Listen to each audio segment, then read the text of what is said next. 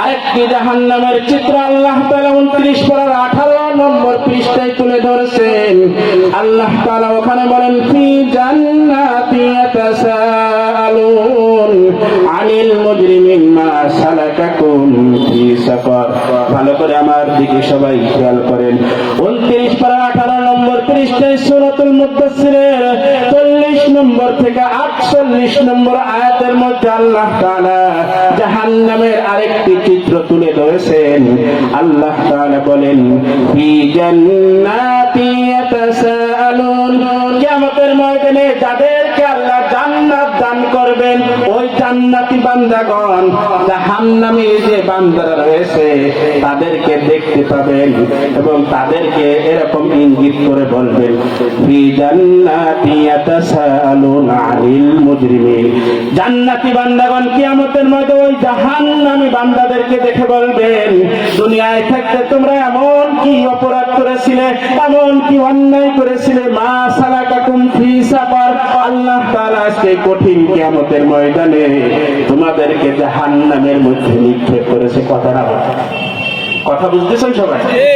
জান্নাতি বান্দারা জাহান্নামী বান্দাদেরকে দেখতে পারবে এবং তাদেরকে দেখে দেখে বলবে, আলোচনা করবে জান্নাতি বান্দারা, ওদেরকে শোনায় যে তোমরা এমন কি অপরাধ করেছিলে, এমন কি অন্যায় করেছিলে যে কারণে আজকে তোমাদেরকে আল্লাহ তাআলা জাহান্নামের মধ্যে নিক্ষেপ করেছে।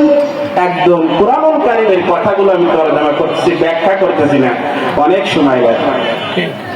قالوا لم نك من المصلين ولم نك نطعم المسكين وكنا نخوض مع الخائضين وكنا نكذب بيوم الدين।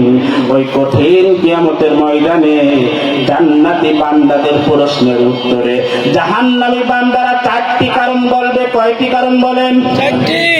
4টি কারণের প্রথম কারণ ওই জাহান্নামী বান্দারা বলবে,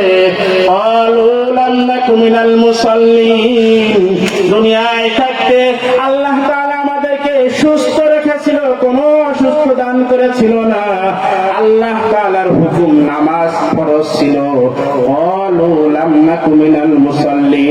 দুনিয়ায় থাকতে আমরা সুস্থ থাকার পরেও আমরা নামাজ পড়তাম না। কি পড়তাম না বলে? আমরা মুসল্লিদের অন্তর্ভুক্ত ছিলাম না, অর্থাৎ দুনিয়ায় থাকতে আমরা নামাজ পড়তাম না। মসজিদের পাশে বাসা, আযান যখন দিয়েছে কানে আমাদের আযানের ধ্বনি পৌঁছাইছে, কিন্তু আমরা নামাজে আল্লাহর ডাকে আমরা সাড়া দিইনি। আজকে এ কারণে আমাদেরকে জাহান্নামের মধ্যে নিক্ষেপ করেছে। নাউযুবিল্লাহ। ওয়ালাম নাকু নুতঈমুল মিসকিন। আল্লাহ তাআলা আরো বলেন, ওই কঠিন কিয়ামতের ময়দানে জাহান্নামীরা আরো বলবে, قالوا لم نك من المصلين ولم نك نطعم المسكين। এর আগেও আমি বলেছি সেই কারণটা আবার আল্লাহ বলছে, ولم نك نطعم المسكين। দ্বিতীয় নম্বর জাহান্নামে আসার কারণ হলো আল্লাহ তাআলা আমাদেরকে সম্পদ দান করেছিল, কিন্তু এতিম অসহায় এদেরকে গরিব মিসকিনদেরকে আমরা খানা খাওয়াতাম না। ولم نك نطعم المسكين وكنا نخوض مع الخائضين। তৃতীয় নম্বর জাহান্নামী বান্দারা যে কারণটা ওই দিন বলবে, সেই কারণটা হলো কুন্না নাখুদু মাল খায়দিন। যারা ইসলাম নিয়ে হাসি ঠাট্টা করত, দুনিয়ায় থাকতে আমরাও তাদের দলের অন্তর্ভুক্ত ছিলাম। বুঝতে পারছেন সবাই? নামাজ পড়তাম না, এটা তো ঠিক আছে, কিন্তু যারা নামাজ নিয়ে ব্যঙ্গ করতো, হাসি ঠাট্টা করতো, ইসলামের কথা, পর্দা, আমরা যদি বলি পর্দা করে নেই, অনেকে হাসি ঠাট্টা করে, ইসলামের বিভিন্ন বিধিবিধান নিয়ে হাসি ঠাট্টা যারা করে, আমরাও তাদের দলের অন্তর্ভুক্ত ছিলাম। আমরাও সেই দলের অন্তর্ভুক্ত থাকার কারণে আজকে আমাদেরকে আল্লাহ তাআলা জাহান্নামের মধ্যে নিক্ষেপ করেছেন।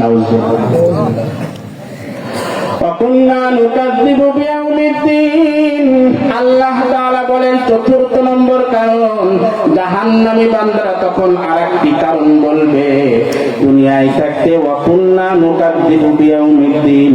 কিয়ামতের ময়দানে আপনার সামনে, আল্লাহর সামনে যে দুনিয়ার জিন্দেগির হিসাব দেওয়া লাগবে, এই জিনিসটাকে আমরা বিশ্বাস করতাম না। কিয়ামতের ময়দান থেকে বিশ্বাস করতাম না। আমরা মনে করতাম দুনিয়ার জিন্দেগি শেষ, মৃত্যু হয়ে গেছে, আমাদের আর কোনো হিসাব নেওয়া হবে না, আল্লাহ তাআলার সামনে আমাদেরকে দাঁড় হতে হবে না। এই কারণটাও জাহান্নামী বান্দারা সেই দিন উল্লেখ করবে। আরো বলবে হাত্তা আতানাল ইয়াকিন। এই চারটি গুণ আমাদের মধ্যে থাকা অবস্থায় আমরা ভালো হওয়ার সুযোগ পাই নাই।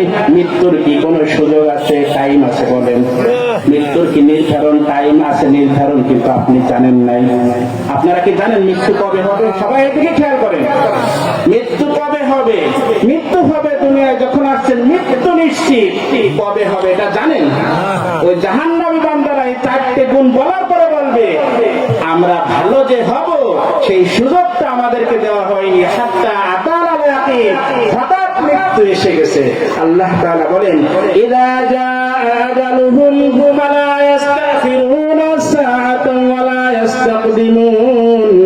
11 নম্বর পারার 13 নম্বর পৃষ্ঠায় সূরাতুল ইউনূসের 49 নম্বর আয়াতে আল্লাহ তাআলা বলেন ইযা জাআ আজালুহুম ফালা ইস্তাখিরুনা সাআতান ওয়া লা ইস্তাকদিমুন।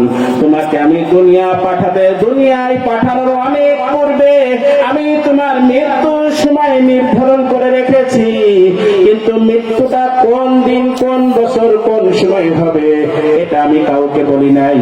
ইযা জাআ আজালুহুম ফালা ইস্তাখিরুনা সাআতান ওয়া লা ইস্তাকদিমুন। মৃত্যুর যখন সময় চলে আসবে, এক সেকেন্ড তোমাকে সময় দেওয়া হবে না। এরকমই হয় না? যদি এমন নিয়ম থাকতো মৃত্যু আসার মরার আগে মানুষ 1 মাস অসুস্থ থাকে, 1 মাস অসুস্থ থাকে, তারপরে মারা যায়, এরকম যদি নিয়ম চালু থাকতো তাও মানুষ জানতে পারতো। কিন্তু এরকম জানার সুযোগ আছে? সুস্থ মানুষ খানা খেয়ে বইছে, মাথা করে পড়ে গেছে, মারা গেছে, সময় আল্লাহ তাআলা বলছে যখন মৃত্যুর সময় চলে আসবে, 1 সেকেন্ড, 1 মিনিটও না, 1 সেকেন্ড তোমাকে আমি সময় দেব। আমি আলোচনার শেষ দিকে চলে আসছি। আল্লাহ তাআলা বলেন জাহান্নামী বান্দাদের ওই জাহান্নামের ময়দানে সবথেকে যে কঠিন শাস্তিটা হবে সেটা হলো থুম্মা লা ইয়ামুতু ফিহা ওয়া লা ইয়াহইয়া। 30 নম্বর পারার 12 নম্বর পৃষ্ঠায় সূরাতুল আলার 13 নম্বর আয়াতে আল্লাহ তাআলা বলেন জাহান্নামী বান্দাদের সবথেকে যে বেশি কষ্টটা হবে সেটা হলো ওই জাহান্নামের মধ্যে তারা মৃত্যুবরণ করবে না। কি করবে না বলে? আমরা যখন অসুস্থ হই বিশাল কষ্ট পাচ্ছি বলে যে আমাদের মরে যদি যেতাম বেঁচে যেতাম, ঠিক কিনা? আল্লাহ তাআলা বলেন বান্দা লা তাদউ সুবুরান ওয়াহিদান ওয়াদউ সুবুরান কাসীরা। কিয়ামতের ময়দানে বান্দা মৃত্যুর জন্য এরকম কামনা করবে, আল্লাহ তুমি আমাকে একদম নিঃশেষ করে দাও। আল্লাহ তাআলা বলবে একবার না, হাজার হাজার বার তুমি যদি মৃত্যু কামনা করো আজকে কিয়ামতের ময়দানে জাহান্নামের মধ্যে, আর তোমাকে মৃত্যুবরণ দেওয়া হবে না। এই শাস্তি তোমরা ভোগ করতেই। অল্প সময়ের মধ্যে আমি আলোচনা শেষ করতেছি। আল্লাহ তাআলা বলেন ওই কিয়ামতের ময়দানে আমি যে বিচার মিজানের যে দাড়ি পাল্লা আমি কায়েম করব, সেই দাড়ি পাল্লাটা দুনিয়ার দাড়ি পাল্লার মতো নয়। দুনিয়ার দাড়ি পাল্লা টাকার কারণে, অর্থের কারণে, ক্ষমতার কারণে দাড়ি পাল্লা পরিবর্তন হয়, ঠিক কিনা? টাকার কারণে একজন নির্দোষ মানুষ সেও 2-3 বছর, 5 বছর, 10 বছর জেল কাটে, ঠিক কিনা? অনেক শাস্তি ক্ষমতার কারণে তার কিয়ামত দুনিয়ায় থাকতে পেতে হয়। আল্লাহ তাআলা বলেন সেই সুযোগ কিয়ামতের ময়দানে আমি দিব না। প্রত্যেকটা মানুষের যে আমলনামা রয়েছে সেই আমলনামাটা আল্লাহ তাআলা বলেন প্রত্যেকটা বান্দার হাতে আমি দিয়ে দেব। এরপরে ইকরা কিতাবাকা কাফা বিনাফসিকা আল-ইয়াওমা আলাইকা হাসিবা।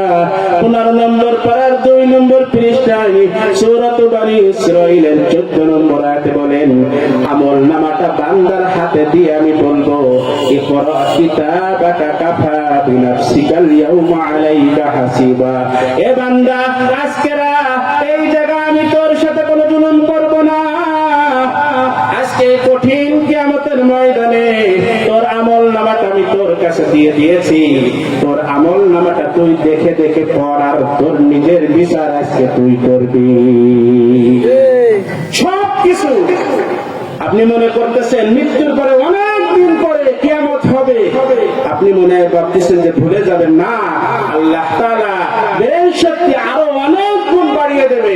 সব কিছু কিয়ামতের ময়দানে ভিডিও আকারে দেখতে পারবে। সব কিছু মনে হবে যে আমি একটু আগে করেছি। ووضع الكتاب فترى المجرمين مشفقين مما فيه আল্লাহ তাআলা বলেন 16 নম্বর পৃষ্ঠার 15 নম্বর পারার 18 নম্বর পৃষ্ঠার সূরাতুল কাহাফের 49 আয়াতের মধ্যে আল্লাহ তাআলা বলেন ووضع الكتاب فترى المجرمين مشفقين مما فيه কিয়ামতের ময়দানে ওই আমলনামাটা হাতে দেওয়ার পর ووضع الكتاب فترى المجرمين مشفقين مما فيه যারা জাহান্নামী বান্দারা রয়েছে, ওই জাহান্নামী বান্দাগণ আমলনামা দেখার পরে বলবে ওয়াকুলুনা ইয়া ওয়াইলাতানা মা লিহাযাল কিতাব, এটা কেমন আমলনামা, হায় আফসোস, লা ইউগাদিরু সগীরাতান ওয়ালা কাবীরাতান ইল্লা আহসাহা, এটা কেমন আমলনামা যে আমলনামার মধ্যে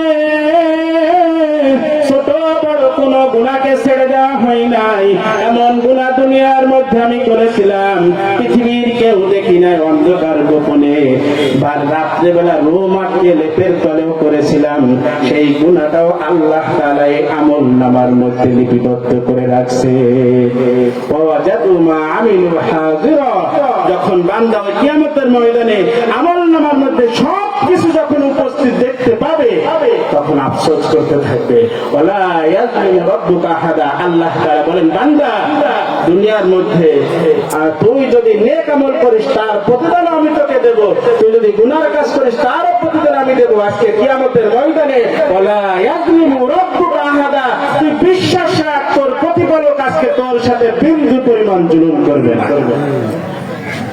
এজন্য ওই দিন আসার পূর্বে, মৃত্যু আসার পূর্বে আমাদেরকে দুনিয়ার থেকে নেক আমল গুছিয়ে নিয়ে এই কবরের দিকে রওনা দিতে হবে। মৃত্যু যখন হয়ে যাবে, সমস্ত আমলের দরজা বন্ধ হয়ে যাবে।